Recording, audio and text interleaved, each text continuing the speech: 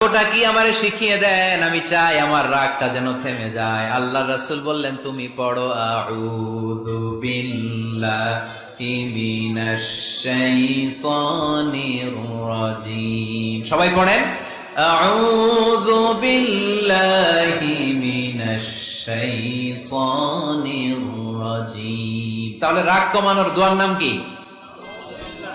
সবাই বলেন, আউযু বিল্লাহি মিনাশ শাইতানির রাজীম। এটা হচ্ছে 1 নাম্বার ফর্মুলা।